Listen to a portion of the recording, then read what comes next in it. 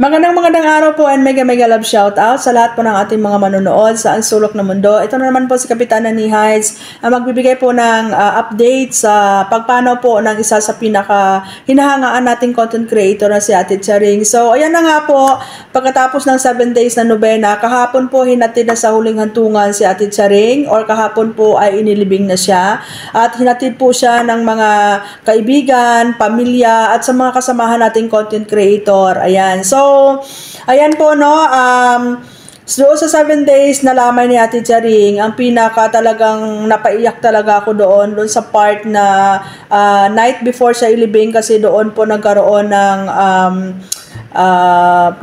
po ng konting program, doon po nire-reminisce yung mga buhay ni Ate Charing, nagbigay po ng mga messages yung kanyang mga mahal sa buhay, at talaga namang kung ikaw ay naranasan mo mamatayan sa pamilya, talaga namang ma-relate na relate ka, kagaya ko po. And then isa din doon sa mga nakakalungkot din na noong time ng lamay is nung pumunta din po si Madam Wakwak, ang isa sa tinuturing ni Ate Charing na matalik na kaibigan at talagang malaking naitulong sa kanya, kasi nung time na yon nag-offer po ng song si Madam Wakwak, yung pinaka-favorite song nila ni Ate Charing na sinasabay nilang kinakanta nung buhay pa, yung That's What Friends Are For. So isa din po yung talagang tumatak dito sa aking puso.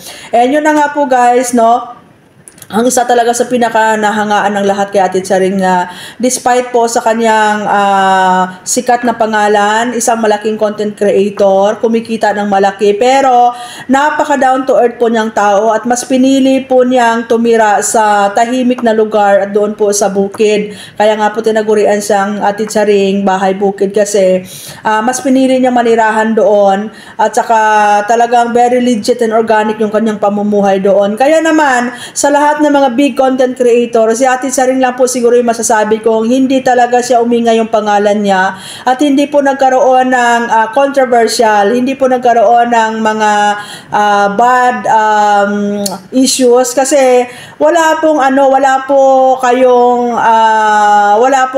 mahahalungkat na hindi magagandang kwento ni Ate Charing, kasi napakabait po niya, napaka-friendly, at napaka-simple ng atlasin ng tao. Hindi pa siya yung tipo ng content creator na kung saan-saan po dumidikit para lang makiride on.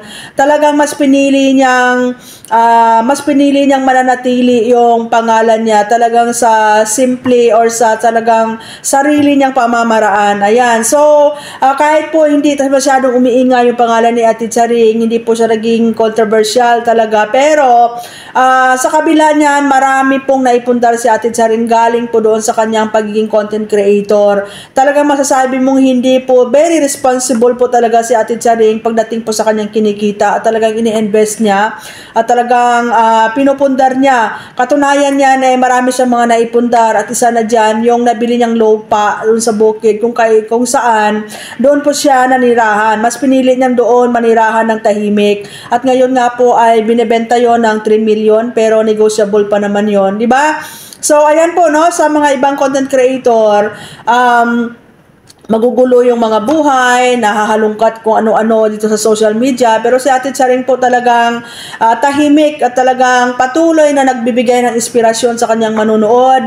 Bawat mga live niya, bawat mga content niya, meron ka po talagang makukuha ng mga learnings, kasi nakaka-inspired po talaga yung kwento ng buhay niya, kasi lalong-lalo na sa aming mga OFW, kasi si Ate Charing po isa din pong OFW dati sa South Korea, kaya siya tinaguriang Ate Charing Reyna ng South Korea, kasi doon siya nagsimula na maging content creator, at doon din siya nag-umpisang magkaroon ng pangalan, hanggang sa hindi sinuwerte, nagkaroon po siya ng sakit, umuwi dito sa Pilipinas, di ba? And maganda naman po yung naging buhay ni Ate Charing nung umuwi sa Pilipinas.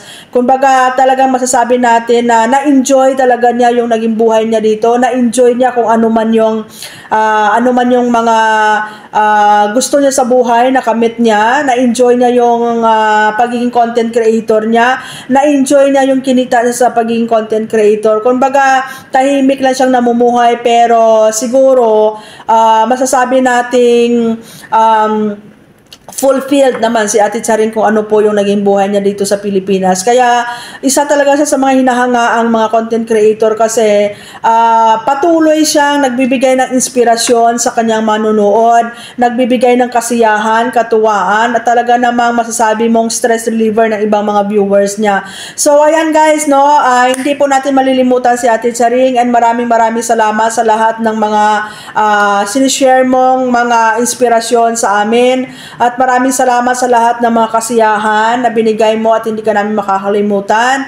And kung ano man yung mga alaala na meron kami sa iyo, inanatili po yan sa puso namin. So maraming salamat Ate Charing sa lahat ng mga encouragement, inspirasyon, at lahat ng mga good vibes na binigay mo sa aming lahat. You're gone but never be forgotten. So maraming salamat po sa ating lahat, sa inyong lahat.